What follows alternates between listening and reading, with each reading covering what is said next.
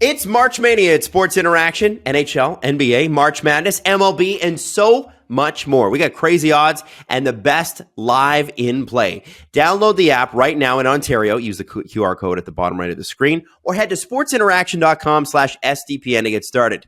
19 plus, please play responsibly. This is Agent Provocateur with Allan Walsh and Adam Wylde. Powered by Sports Interaction. Want to bet? We are back. Welcome to another episode of Agent Provocateur. How are you, Adam? I'm good, Allan. It's been a couple of weeks. I think the last time we talked was Stevie Y, and that was pre-trade deadline. So it's been it's gone by in a flash, and I'm sure for you, kind of a relief for it all to be over? Question mark. Yeah, it's part of the ebb and flow of the season. At least we know there aren't going to be any impactful trades for the rest of the year, and everybody's kind of gearing up for playoffs right now. A lot of looking at the NHL standings in the morning and seeing who's where, who's on top of who's in the playoffs, out of the playoffs. There's some teams right now that are playing for their lives, and that makes for pretty intense games that are more consequential than earlier in the season. So in that respect, all good. And I understand that you are no longer an empty nester, at least for a couple of weeks. Well, here's the deal. My son is back from university in Washington, D.C. on spring break. So he's home with us this week. And he goes back on Saturday. And then a couple of days later, our daughter, who is up at Berkeley, comes home on her spring break. And my daughter and I are planning a flight from LA to Washington, D.C. on her break so that I can take her and my son to Springsteen and the E Street Band in Washington, D.C. because they both want to go to the show. And that is my son's already there. She gets to see my son or her brother who she won't see over his spring break. So it kind of brings everybody together and we all get to go to the show together. Well, and I'm sure being your kids, they've seen Bruce a few times. Oh, yeah. Each of them is probably up around, I'd say 7-8 times so far. Which is not bad. Not bad. It's an impressive number. Yeah, impressive, and then compare it to you, who I think it's over 100, isn't it? Yeah, up around 140. It's amazing. Around 140. And DC is such a great place to visit. I don't know what it's like to live there, but I love going to Washington, D.C. Yeah, it's a great city. My son he's studying political science, and that's the city for it. And he's really excited to see Bruce again. When he was around 12, 13 years old, he had really long hair. Mm-hmm. And I took him to a fundraiser that was hosted by Conan O'Brien and Steven Spielberg. And the musical guest was Bruce Springsteen. Oh, wow. And after Bruce's performance, I went over to the side of the stage where Bruce was and introduced my son to Bruce. And I said, Bruce, this is my son, Ethan. And Bruce looks at my son smiling and he goes, "How you doing, Ethan?" And he leans over and he shakes his hand and then he says, "I love your flow." Because if you've ever seen a picture of Bruce from the time he was 18, 19 years old, he had hair he had a flow. That's right. Right. So you can see that Bruce kind of appreciated that. Yeah. If you can pull it off, it's good. And your son's got some good hair. Yes, he cut it off. Oh, he did. Okay. Yeah, he doesn't have it coming down to here anymore. But it's certainly thick. And he didn't get it from his old man. So there was something pretty cool happened at a Montreal game last week, and Jesse and I have been just dying to ask you about this. A fan showed up the ultimate Jonathan Drouin fan from out east back when he played with the Mooseheads. Can you explain this story from the beginning for anybody that might have missed it on Twitter? Because midway through the story, you end up saying, hey, if you know this guy, please DM me. And you ended up getting in touch with him. So can you start it from the start? Yeah, there's this group called Habs Fan Twitter, and they do interviews with people they put on Twitter. And somebody forwarded me this interview of this gentleman who's holding a really beautiful looking Drouin jersey from the Halifax Mooseheads. And he's asked, hey, that's a really beautiful jersey. Like, what is that? And he explained that it was a game-used Jonathan Drouin jersey that his mother bought for him for Christmas. No. And she passed away, and it was the last thing she ever gave him. And he resides in Halifax. He came to Montreal to go to a few games. He's a big Canadiens fan, but even bigger Jonathan Drouin fan. And he said it was his dream to get that jersey that Jonathan wore on his back playing junior in the year that he was CHL Player of the Year, to get that jersey signed by Jonathan. So I see this video, and I was moved by the sincerity. This person talking about how much the jersey meant to him and what a big Jonathan Drouin fan he was and always has been. He's a season ticket holder, Mooseheads games for many, many years, and people in the community all know him and revere him. So I put out on Twitter, does anybody know who this gentleman is? Please DM me. And I got a message saying this gentleman's name is Kevin, and here's his cell phone number. Oh, wow. So I called it, and he answered, and I said, is this Kevin? Yes. I'm Jonathan's agent, and where are you right now? And he said, well, I'm still in Montreal. And I said, are you going to the game today with Colorado? He said, yes, I am. I said, great. I'm going to do what I can to see that you get brought down after the game where you can meet Jonathan and he can sign that jersey for you. So it took a few phone calls and arranging because the Canadiens were leaving pretty quickly after the game to Pittsburgh, where they played last night. Mm-hmm. But after the game, Chantal with the Canadiens graciously arranged to have Kevin brought down to an area where the players were walking by on their way to the bus. Jonathan, I had spoken to him, was happy to meet Kevin, take pictures, sign his jersey, visit with him for 5 or 6 minutes, talking about how he got the jersey and the meaning of the jersey, given that it was the last gift that his mother ever gave him before she passed, and all around a feel-good story for everybody. That is very cool. Very, very cool.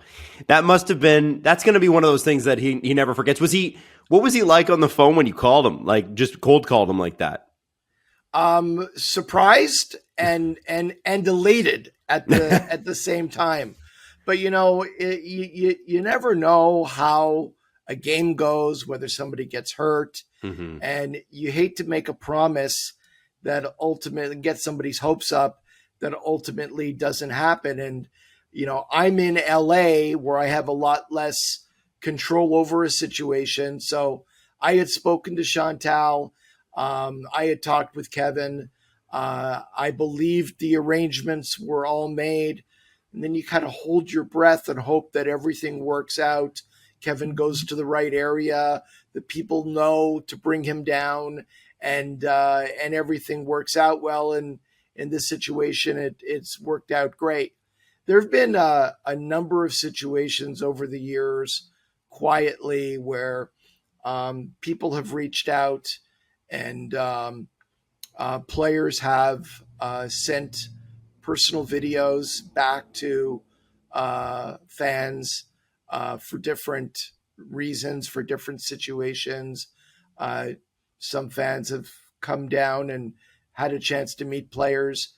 There was a situation a number of years ago in Montreal where a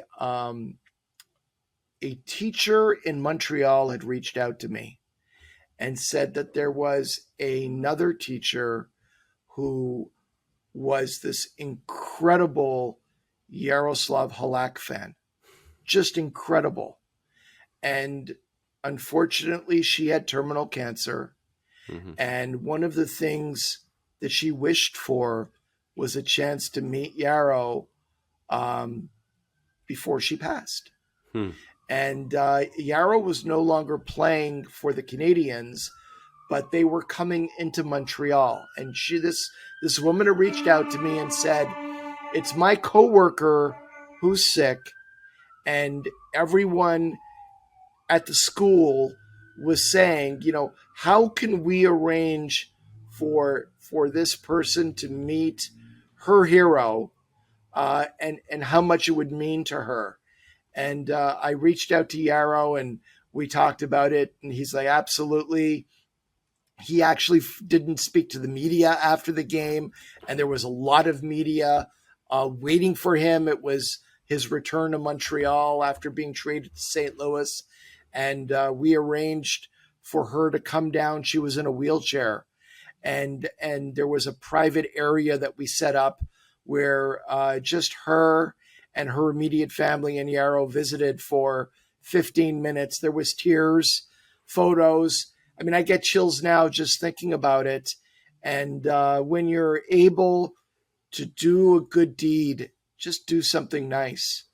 And Yarrow, was really impacted by it, by how much of a fan she was and how much it meant to her just to meet him.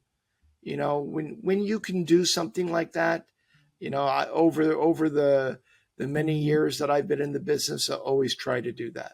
Well, and I think you can remember what it's like to be a fan. And I think what it's like to be a fan in terms of I look at, we always talk about your Ken Dryden story where, you got to meet Ken Dryden when you were a little boy and your dad took that picture and you can't see Ken's face in it. It's all cut off and you're just holding on to Ken's leg. Off the head. Off the head. Sorry, a part of the head. And, and I look at, the way that you love and pay homage to Bruce Springsteen and the way that his music and that band has affected your life.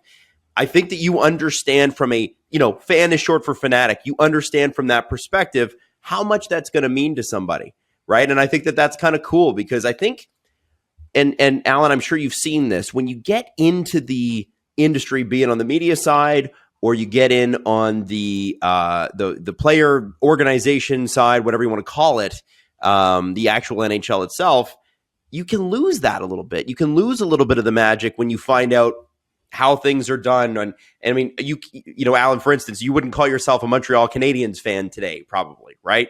No. But you grew up a fanatic for the Montreal Canadiens.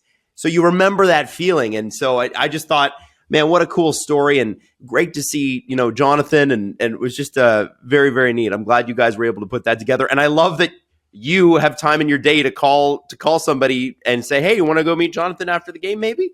So it was cool. Now, one of the things that we've sort of been talking about over text, and this is making huge news in the NHL today, but not just the NHL, the MLB and NBA are hugely impacted.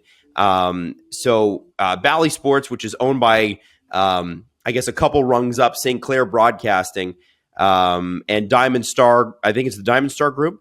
Diamond Sports Media. So Diamond Sports Media missed an interest payment of $140 million. Now, that's a heck of a loan if the interest payment is $140 million. They had a 30-day grace period to figure out, to pay it, and now they're going to file for Chapter 11. They've already filed for Chapter 11 bankruptcy. The idea being that they're going to file this and restructure their debt, and it's all sort of corporate this and that. But for the average person who watches Bally, and there are 12 NHL markets that are involved in this. I think the biggest question is, are the games still even going to happen on my local channel? And the answer is yes. Yeah, let's give everybody an overview of the issue, because there's lots of talk about it. And a lot of people that I've connected with have asked, can you explain how this happened and what this issue is really all about? Mm-hmm. So it really is the essence of where things are going technologically going into the future. And that is fans and the audience, particularly sports fans, cutting the cord and using streaming as their main vehicle in delivery of watching and consuming content, games. The structure of where we are today started with Sinclair Broadcasting buying up a lot of the regional sports networks, which Disney was forced to sell in a bigger purchase that Disney was involved in. So these regional sports networks were on the block, and Sinclair went and bought a whole, basically all of them, and put them under the umbrella of Diamond Sports Media, and then rebranded these networks Bally Sports. Mm-hmm. Okay, so it's Bally Sports to Diamond, wholly owned by Sinclair Broadcasting. And the way that Sinclair financed all these acquisitions, and it's the classic tale of buying high and the value of what they purchased dropping precipitously as people started cutting the cord, less eyeballs on their product, people going to streaming. But let's first talk about what's at issue here, okay? ESPN owns the out-of-market broadcasts of NHL games. Mm-hmm. So if I live in LA and I want to watch Chicago versus New Jersey, I can go to ESPN Plus and watch the out-of-market game. But if I'm in LA and I want to watch LA versus Chicago, that game is blacked out on ESPN Plus for anybody residing in LA. Oh, in Anaheim, which becomes an issue. And these blackout territories sometimes don't make any sense, and that's a completely separate issue. So if you want to watch LA versus Chicago, you've got to go to Bally Sports West, which is on a cable network or DirecTV. Mm-hmm. And you've got to watch it there. And that is the in-market game available to people living in Los Angeles. We are now in a situation where Diamond has declared bankruptcy, and they actually filed for bankruptcy yesterday. Mm-hmm. Okay? And as part of their bankruptcy, they are seeking to restructure their debt. And restructure meaning wipe it out. And the debt is primarily to banks and bondholders. So they wrote all these bonds at a pretty high interest rate.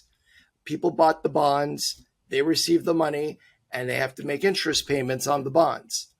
The total debt is around $8 billion with a B, and that debt is going to be wiped out. Okay. Wow. In this restructuring. Now, for the NHL, as you said, there are 12 markets whose regional broadcasts are the rights to them are owned by the different Bally's set up under Diamond. And that's Detroit, Dallas, LA, Arizona, Florida, Columbus, St. Louis, Anaheim, Minnesota, Tampa, Carolina, and Nashville. So pretty key markets. Pretty key markets.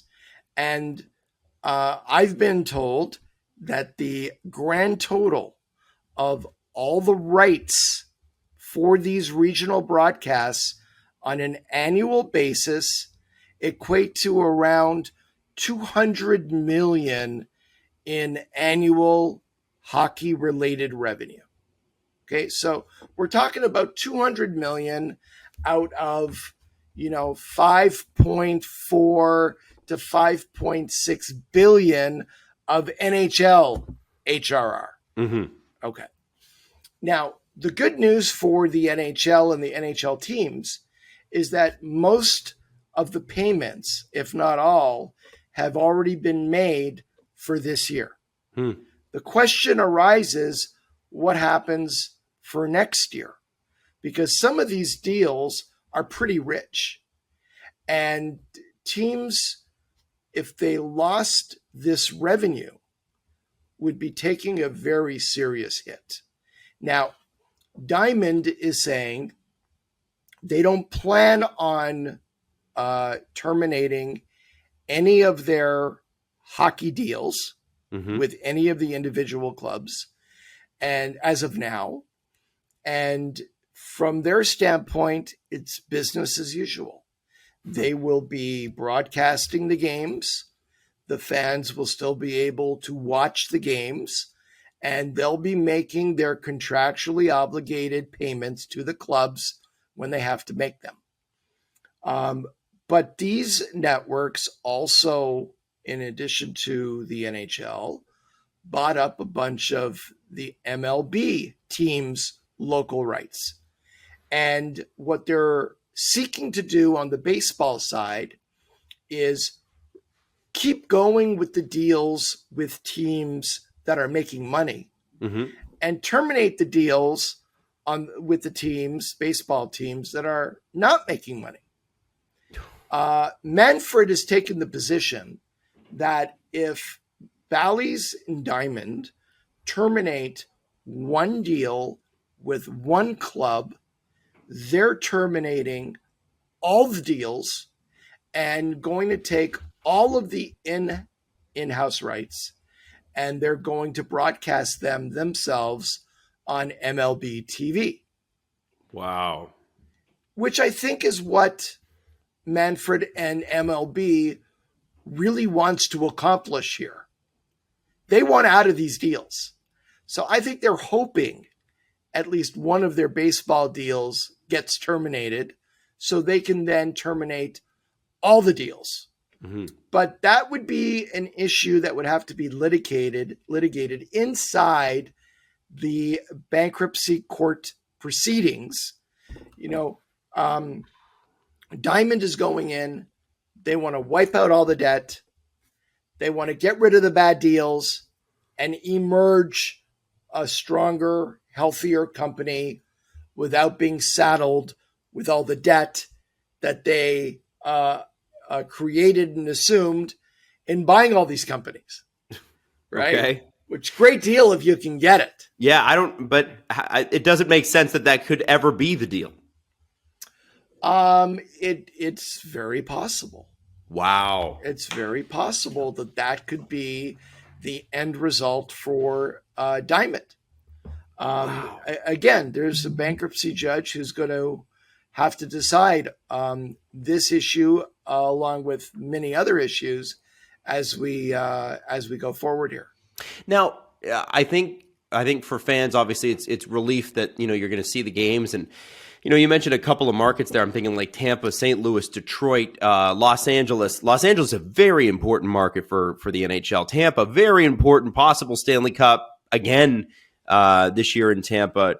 Would the NHL ever consider doing what the MLB may want to do, which is bring it all in-house and eliminate regional broadcast? Because one of the things that people have brought up is if you have, and ESPN Plus is not everybody's favorite app at the moment, but if you have a regional broadcaster carrying a game, why can't you still watch it on ESPN, but it's a Bally game? And so Bally still gets to make, they get the ratings, they get the revenue from the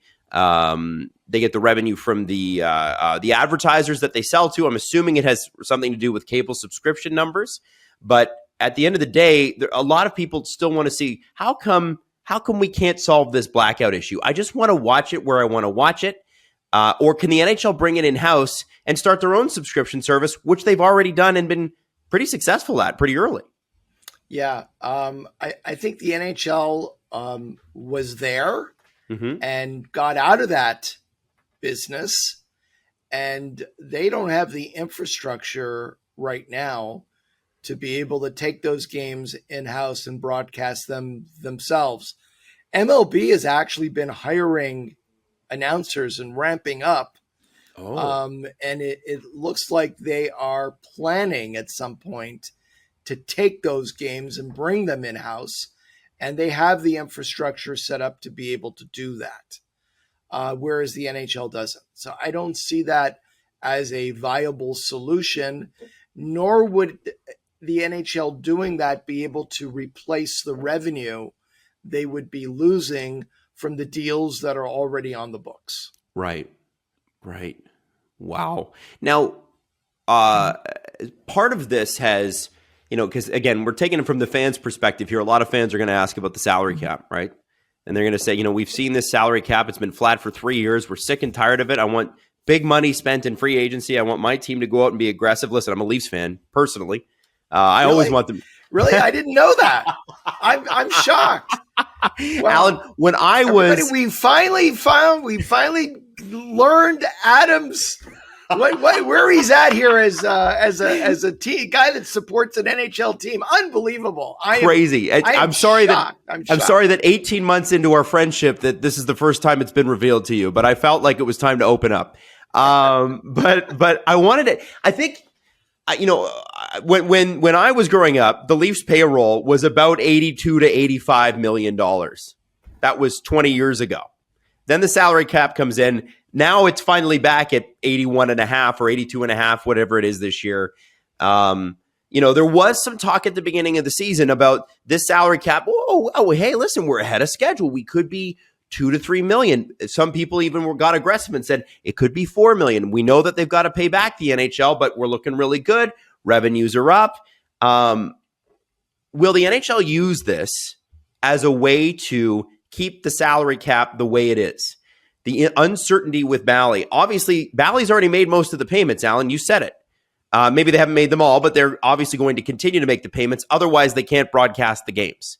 So, assuming that there's some uncertainty in the market, is this a spot for NHL head office to say, you know what, let's keep the cap the same, even though the hockey-related revenues are higher this year? Well, under the CBA, the cap is scheduled to go up $1 million from 82.5 to 83.5 million.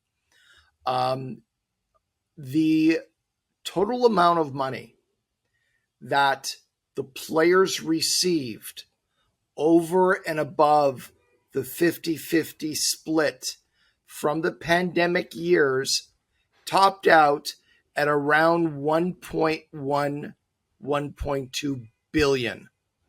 Okay. That money has been paid back to a large extent to the league, and the escrow debt from 1.2 billion is projected to be paid down to around 100 to 150 million by the end of this season. Now, if the playoff revenue and some other things out there are a little bit higher than projected, which is entirely possible, the actual escrow debt could be as low as 50 to 75 million. Wow. So from 1.2 billion to 50 to 75 million as a range here of the escrow debt. Is that enough to keep all these teams that are capped out? Is that enough to keep them from having an additional 3 or 4 million of cap space going into the offseason? Mm-hmm. That's the issue. Now, if you want to break it down even further, the NHL year turns over June 30th to July 1, right? July 1 becomes the new season. Okay. But we don't drop the puck on the season until October. Mm-hmm. If we're talking about 50 to 75 million, even 100 million, even 150 million, that money is at least theoretically paid back by puck drop on the season. Wow. Okay? So the players obviously want the cap to go up 3 or 4 million. Mm-hmm. Lots of players have been pushed out of the league or pushed down to the NHL minimum because many teams have no cap space. The teams, especially the ones that are retooling, rebuilding is a dirty word now, retooling, resetting, the teams that are doing that need and they want that additional cap space available. Really good teams that have players on expiring contracts that they need to re-sign, or really good teams that want to go into the free agent market and participate, and they haven't been able to for the last couple of years because they've had no cap space. Everybody wants the cap to go up. It's projected to go up around 12, 13 million over the next 3 years. And it really doesn't make a lot of sense to raise the cap 1 million next year and then have 2 big years of the cap going up 5 million plus each year. Yeah. Why do that? It's nonsensical. But Gary Bettman, being Gary Bettman, sits back and says, if the players want this, and he really gets pissed off when anybody brings up the fact that his own teams want it, his own clubs want it. They do. Don't say that, but if the players want it, well, they're going to have to give something back to us in a trade-off if we're going to give them something that they want, which is part of what's so wrong about the relationship between the league and the PA. The attitude from the league is always, if you want something, you're going to have to give up something and not just do what's in everybody's best interests and makes the most sense for the game, right? So I don't know what Gary wants. I don't know what he has up his sleeve. He just said today, I'm open to discussing a rise of the cap beyond the $1 million, but we have to see what incoming executive director Marty Walsh, no relation, is thinking, and there needs to be that discussion. That's Gary speak, Gary euphemism for, I got to see if they're willing to give me something in exchange for doing this. And that's what we're waiting for. In the meantime, many, if not most NHL teams and NHL players and the fans are all being held hostage by Gary. I want to throw something at you. About half of the NHL teams right now are spending over the cap. Now, there's LTIR and all the other ways that you can get around it. But in real dollars, and I'm just doing a quick search of Cap Friendly, half the NHL teams are over the cap. There are already 4 teams spending over $90 million. 2 of those teams are over $95 million. That's Vegas and Montreal. and there are only 7 teams spending under $80 million. Only 7. So, it's interesting you say the owners will never want to say that they want this. I would think that the owners in markets where they got money to spend and they got a shot at the cup, they're probably chomping at the bit. And Gary's probably going like, hold on, guys, don't say anything, don't do anything. How do you see this if you were going to guess and you have no knowledge of the situation as it stands currently? How do you think this plays out? I think ultimately, it is a projection, it's a guess. Of course. That ultimately we're going to have an additional $3 to $4 million of cap space available. The deal may not get done until the draft, until just before July 1. We'll have a real good idea preliminarily where final HRR for the year is going to come in at, how much of the escrow debt is actually paid off. And I think that's information that Gary is going to want to know, and that the players should know as well before embarking into a final negotiation on what that cap number would be. But remember, one of Gary's big justifications for the salary cap in general is parity. Mm-hmm. The cap brings parity. There's a floor, there's a ceiling. Teams have to spend all within this amount. And this means that every single team has the theoretical ability to win the cup every year. Everyone's in it. There's no dominant teams that could come in and win the cup 5, 6, 7 years in a row. And when you actually break it down, the variance, when you factor in LTIR into what teams' actual payrolls are, their actual payrolls are bumping up against $100 million versus the have-nots, which are using players on LTI that they're acquiring as a means to reach the floor.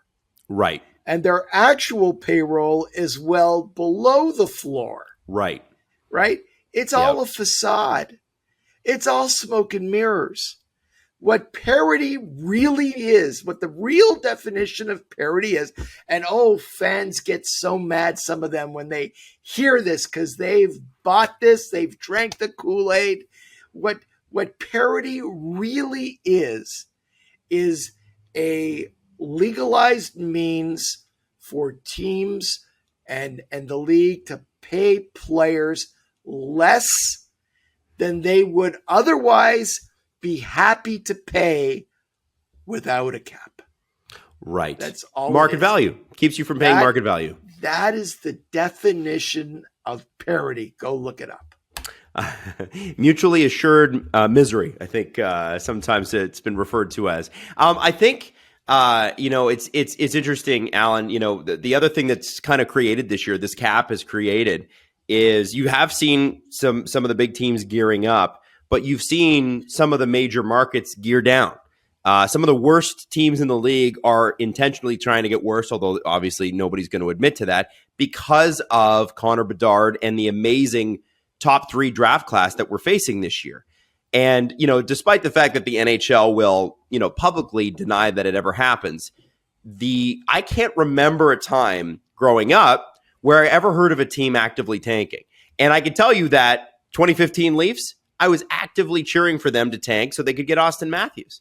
And, and I can't blame Anaheim fans and Chicago fans and Columbus fans and, any other team that's going to be in that top 12 that has a shot at him in the lottery for being excited about getting that player.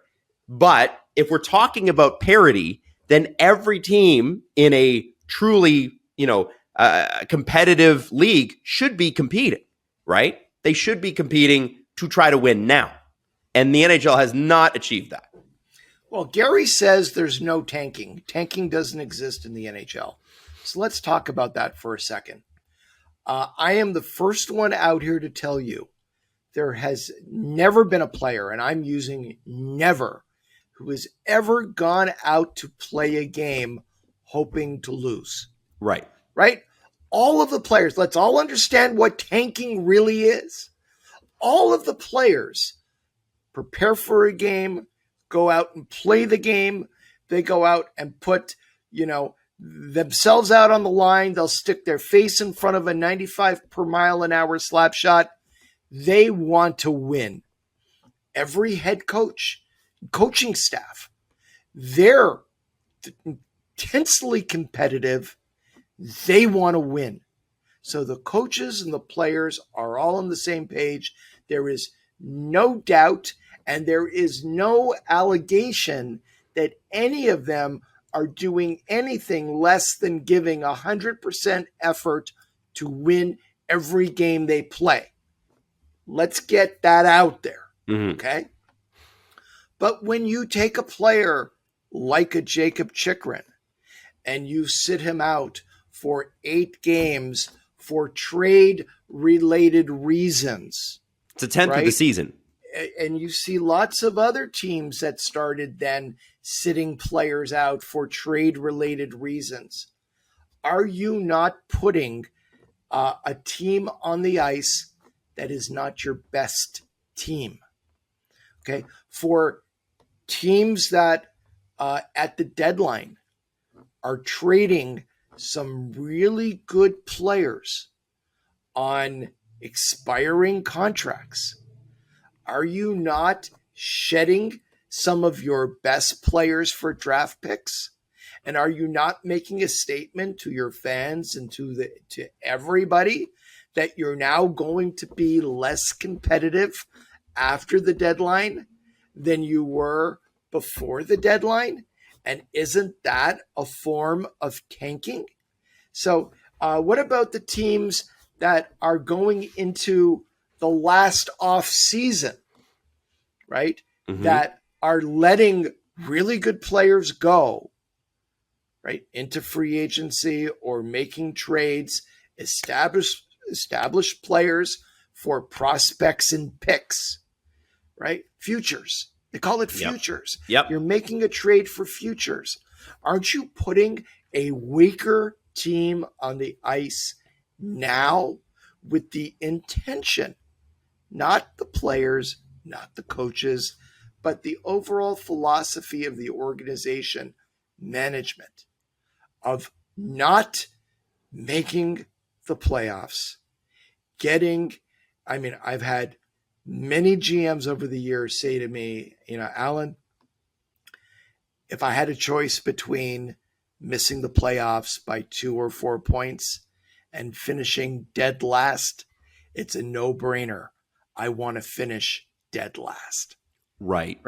There is in almost every year either generational talent at the top of the draft that teams want, or at the very least, better players in their estimation available at 1, 2, 3, 4 than at 10, 11, 12. Right? Yeah. And markedly better. And that's part of the retooling, resetting of an organization. And that is tanking. And that goes on every single year in Gary's NHL, despite all his denials to the contrary. So with that all said, one team that has struggled this year, they've had struggles for a couple of years, actually. It's been a while since they even qualified for the playoffs. Don't look like their brand of hockey. Is the Flyers. And I don't want to ask you about the Flyers specifically, but they did make a change at general manager last week, as happens in the NHL. I'm sure. I wonder if we could estimate in the 30 years you've been an agent, how many coaches and general managers have been fired and hired and how many changes you've had to go through. But one thing that crossed my mind when that happened was, what does the agent have to do when you've got a player on a team and the general manager who signed them or traded for them or drafted them is no longer there. And do you reach out and say congratulations? Do you have a conversation? What is the agent's job when a general manager or a coach change is made? I do a couple of things. Almost always, I'll reach out to a general manager or a head coach who's been let go, and just send them a note of support and say, "Hey, really sorry to hear the news. I've always had great respect for you. Give it some time, and let's connect when you'd like to talk." There's a human element to people who, GMs have families, they live in a city. When things are not going well, they're usually taking on a huge amount of criticism. It's not a fun place to be. Fans in the stands chanting your name that you should be fired. All kinds of, that kind of stuff going on. So from a human standpoint, I'm very sensitive to that. We all work together. We all work together in this, big bubble, and I'm very sensitive to, what they're personally going through, and reaching out and saying, hey. On the other side, there's always somebody who is taking over on a interim basis or a permanent basis, whatever the situation is. Mm-hmm. And you want to connect with them more. It's more timely to connect if you have players on that team, mm-hmm. where you can at least make an initial connection and talk about, where the player is in relation to the organization, where his contract is in relation to expiring. And, sometimes it's nice to hear somebody coming in saying, hey, just want to let you know that I see, your player as a key guy for us going forward. He's part of our core, and nothing is changing. Or he may have been on the outside previously, but now I see him on the inside, and he's going to be a key guy for us going forward. Or even, I'm not a fan of your guy right now. And are people that honest? Oh yeah. Okay. Oh, yeah. Let's talk, as we get closer to the end of the season, on ways that we can make him happy, you happy, and make me happy. Wow. And when you have that type of a conversation with a GM, because that's got to be, tough conversations, I guess, with the business, but how do you manage that with the player?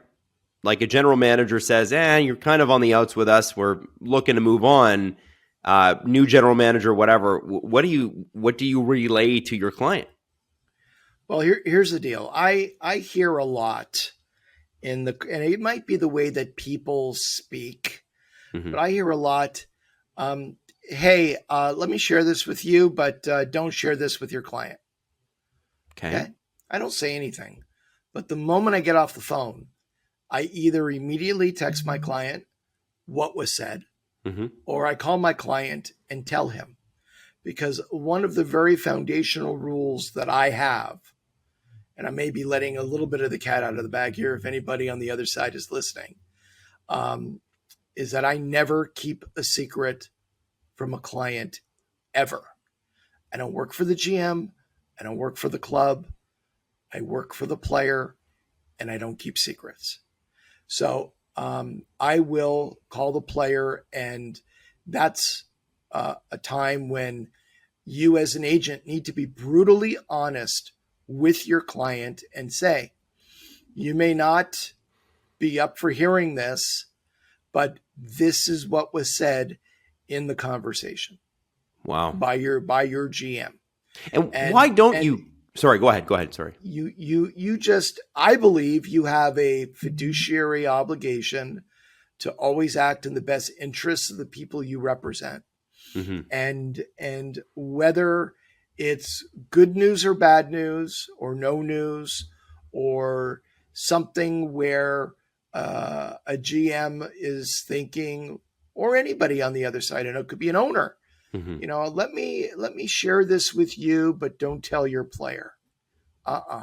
That is a way that if you did keep that secret, you would be separating yourself from your client and actually in some way compromising I see it as compromising your fiduciary obligations. Wow. That's got to be tough, though.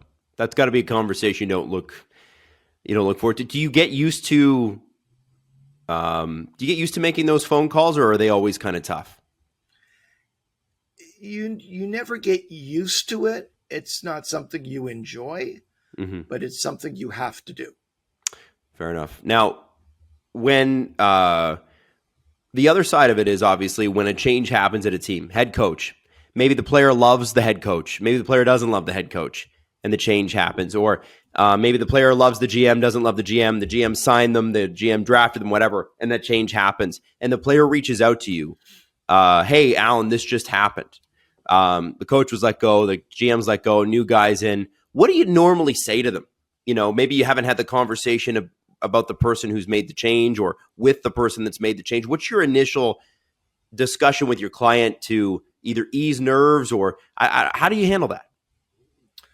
I think that's where communication is very important. I always encourage direct conversations between GMs and players. Okay. I think it's great for coaches and players to talk together. I was in a situation recently where a GM was talking to me and wanting me to pass certain information on to the player. And I finally said, listen, why don't you just call the player in, sit down and talk directly?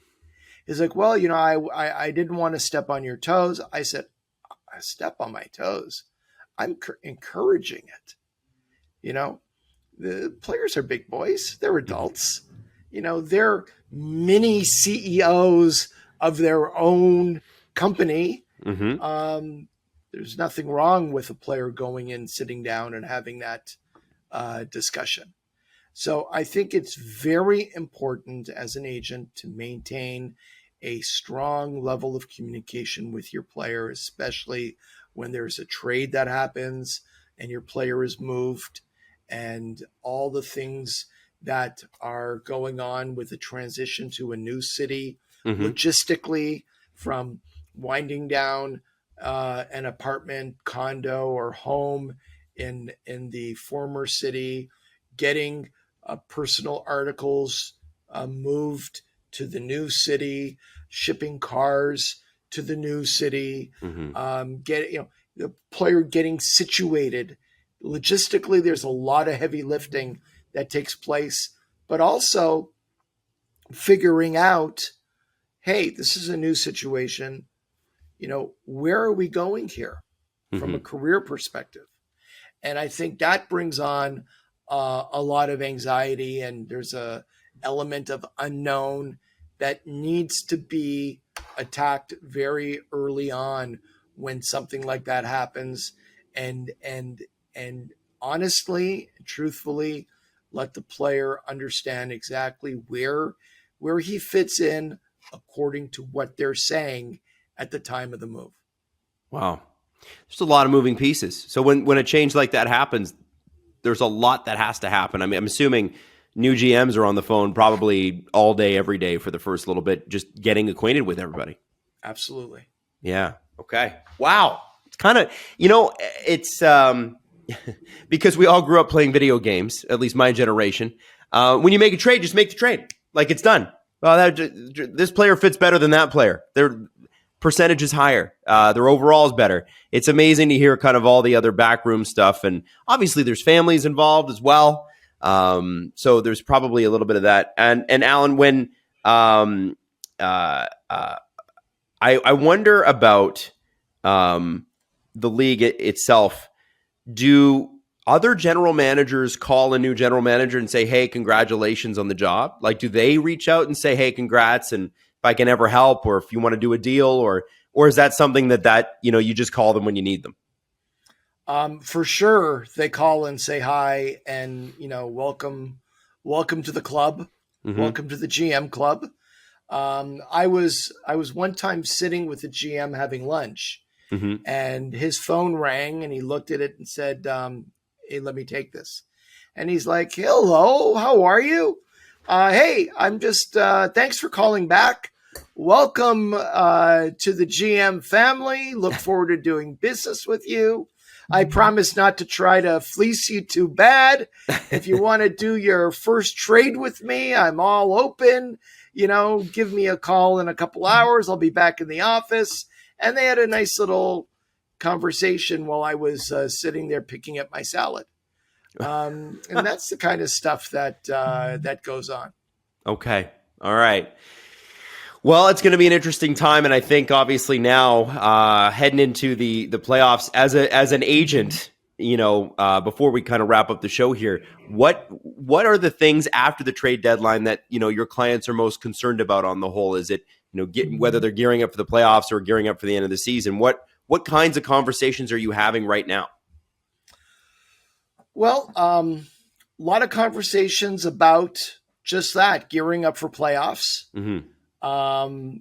The conversations with guys on expiring contracts, you're starting to look at the marketplace.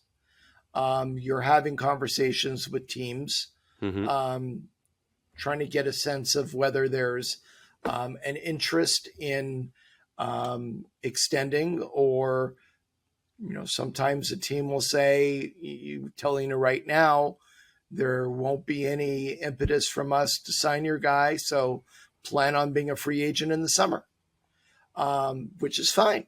But it's knowing what the status is and then putting together a game plan. And there's lots of those kinds of talks going on right now. Okay. All right. Well, it's an exciting time of year. Kind of the calm before the storm. Are you looking forward to the playoffs? Oh yeah, it's the best time of year. Is there a round of the playoffs that you're most that is your favorite? I know you get to go to all of them. So is there one that you're like, man, is it the first round because it's kind of like a car crash? Is it the Eastern Conference Final because everybody's just fighting tooth and nail just to get into a Stanley Cup game? What is it? I just like playoff hockey. It is unfortunately so much more intense than what you see during the regular season, especially if the matchups, are traditional rivals, divisional rivals. That adds another element. The games themselves are the kind of games that can bring you out of your seat. Yes, and have you yelling at the TV screen. So it's the kind of hockey that I love and look forward to it every year. And it seems like a GM might be calling you right now. Allan, listen, thank you so much for the show. It was really insightful, and I'm kind of excited to kind of see where the show goes, especially going into the playoffs. I know we're going to have some interviews and stuff, but sometimes one-on-one, this is pretty fun. Absolutely. We just need some Springsteen music, in the setting here to put us, at least put me in the mood. I agree. But, a strange thing about his rights, they're not cheap. Not surprised. Allan, thanks so much. You got it. Great to see you. And until next time. This has been Agent Provocateur with Allan Walsh and Adam Wylde. Powered by Sports Interaction. Want to bet? Follow Allan Walsh on Twitter @WalshA. Subscribe wherever you get your podcasts by searching Agent Provocateur and hitting the subscribe button. YouTube.com/SDPN.